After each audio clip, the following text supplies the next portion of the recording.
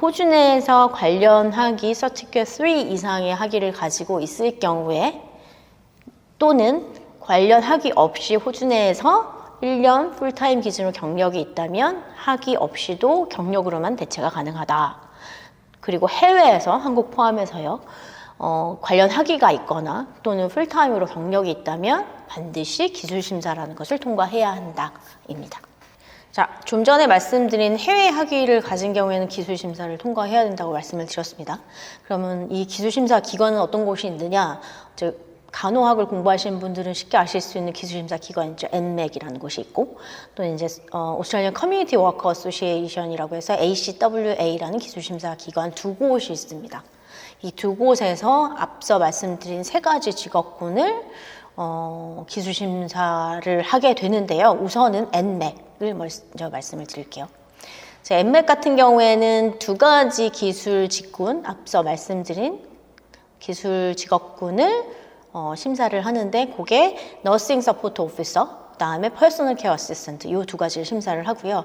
현재 제가 어제 확인을 해보니까 심사 비용이 545불 정도 든다고 되어 있고 그다음에 간호학을 포함한 한국에서도 간호학을 공부하셨다면 해당이 되겠죠. 그다음에 33 이상의 학위, 호주 33 학위 이상의 학위와 상응하는 학위입니다. 해당 직업군과 관련된 학위여야 되겠죠.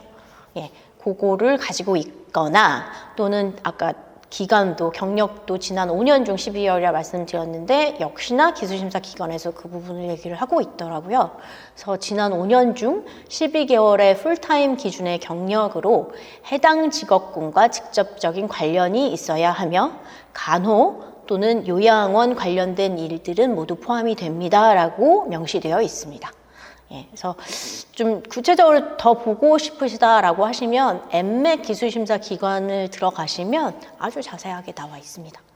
자, 근데 여기서 가장 중요한 거는 Disability Support나 Child Care에서 일하신 경력은 포함되지 않습니다. 자, 두 번째 기술심사 기관 ACWA에 대해서 말씀을 드릴게요. 여기서는 이제 Aged or Disabled Carer라는 직업군만 심사합니다. 그래서 그 내용을 확인을 해봤더니 이게 커먼 타이틀이라고 해서 굉장히 많은 직업군들을 나열을 해놨더라고요. 그래서 그거를 그냥 한번 쭉 읽어드려 볼게요. 그래서 관련된 타이틀은 그러니까 Aged or Disabled Carer와 비슷하게 사용되는 타이틀입니다. 그래서 Aged Care Worker, Disability Care Worker, Personal Care Worker, Carer, Personal Carer, Individual Support Worker, Disability Support Worker, Disability Development and Support Worker, the Community Support Worker, In-Home Support Worker, Carer, Community Carer Worker, Home Support Worker, Domestic Support Worker 이렇게 나열되어 있더라고요. 이것들이 이제 커먼 타이틀이다라고 하면서 나와 있습니다. 기술심사 기관에. 그래서 이것들은 이제 한국에서 만약 이제 경력이 있으시고 이런 타이틀을 일을 하셨다라고 하면 한번 보시면 좋을 것 같은데 단지 중요한 건 타이틀은 중요하지 않아요. 사실은 타이틀보다는 했던 일들이 중요하기 때문에 호주에서 얘기하는 Aged or Disabled Carer가 무슨 일을 하는지를 한번 보셔야 될 것 같고요. 엔즈코라는 거를 이제 활용을 해보시면 될 것 같아요. 이제 그 직업군마다 직업군 번호가 있잖아요. 코드가 예를 들어서 지금 Disabled Aged Carer 같은 경우에는 423111인데 그걸 한번 서치를 해보시면 이 직업군이 무슨 내용으로 어떤 일들을 하는지 직무 내용들이 나오잖아요. 그것과 내가 한국에서 했던 일들이 비슷하다, 뭐 다른 해외에서도 라면은 그거를 보셔야지 굳이 제가 지금 커먼 타이틀이라고 말씀드렸던 또 ACW에서 명시되어 있는 그 타이틀만 보고서 신청을 해서는 안 되세요. 거기서도 심사를 할 때는 타이틀보다는 직무 내용을 볼 겁니다. 요렇고 그다음에 또 하나 중요한 거는 아까 NMAC에서 설명한 것보다는 조금 더 구체적인 내용이 포함이 되어 있더라고요. 보면은 그 서티 관련 학과에서 실습 내용이 포함되어 있어야 한다라고 명시가 되어 있더라고요. 그래서 요런 부분. 그리고 만약 학위가 없는 경우에는 관련 경력으로 12개월 풀타임 또는 파트타임으로 풀타임에 상응되는 경력을 증명하시면 됩니다. 그리고 다른 부분은 이제 다시 한번 말씀드리지만 내가 해외 또는 한국에서 경력이나 학위가 있다라고 한다면 말씀드린 대로 기술 심사를 해야 되잖아요. 그러면 그거에 관련돼서는 반드시 지금 말씀드린 MMAC이라든지 ACW에 거의 들어가셔서 자세한 것들을 보시는 게 좋을 것 같습니다. 영어 조건은 취업 비자와 비슷합니다. 예, 지금 482를 말씀드리는 거예요. 그래서 옵션이 두 가지가 있어요. 그래서 제가 그 옵션을 정리를 한 게 두 가지가 칼드 프로바이더, 칼드라고 얘기하는 걸 이제 설명을 드릴 건데, 옵션 프로바이더 아니면은 그 칼드 프로바이더가 아닌 경우인 경우 두 가지가 있거든요. 그래서 칼드는 뭐냐? 읽겠습니다. 너무 길어서 Culturally and Linguistically Diverse Aged Care Provider 입니다. 그러니까 다문화 에이지드 케어 센터를 얘기를 하는 거예요. 예를 들어서 한국 분들이 운영하시는 노인분들을 대상으로 운영하는 요양서가 있을 수 있잖아요.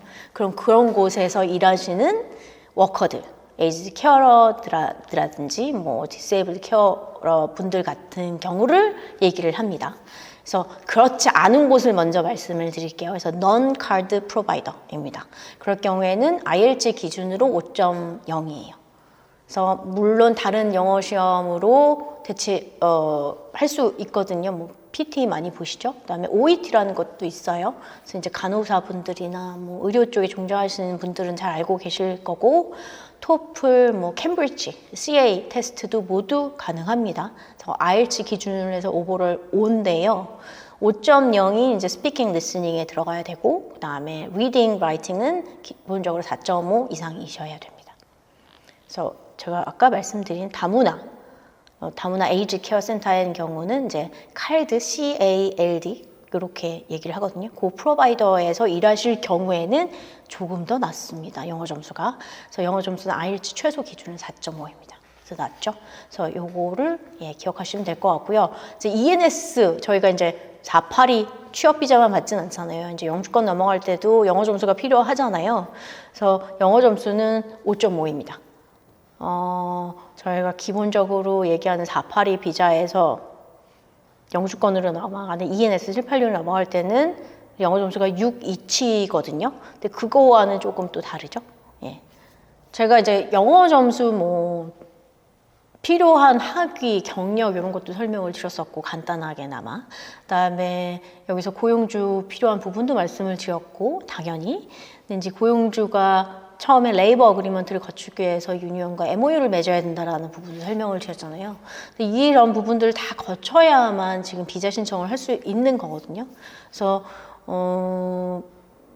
이거를 다 준비가 된 상황에서 비자 신청을 해야 되기 때문에 굉장히 쉬운 비자다라고 처음에 이제 나왔을 때 많이들 말씀하셨고 그렇게 알고 계신 분들도 있더라고요. 근데 그렇지만은 않을 수 있겠다. 그리고 이게 모든 분들에게 답이 될 수는 없지 않을까라는 지금 생각이 들어요. 예를 들어서 지금 막 공부를 하고 계신 분들 있잖아요. 간호학을 열심히 공부하고 계신 분들도 있을 것이고, 뭐 소셜 워커 예를 들어서 아니면 커뮤니티 워커 쪽이라든지 에이지 케어 공부하시는 분들이 있을 수 있는데 갑자기 6개월만 공부해서 비자가 신청이 가능할 거다라고 생각해서 이걸 갑자기 전화를 하신다거나 이러기에는 많은 것들이 필요한 부분이 있어요. 그래서 이런 것들은 만약 지금 현재 에이지 케어에서 일을 하시고 계신다라고 한다면 고용주가 충분히 얘기를 하시고 또 알고 이 비자에 관해서 알고 계신 변호사분이나 법무사님하고 충분한 상담을 한 이후에 결정하시는 게 좋을 것 같고요.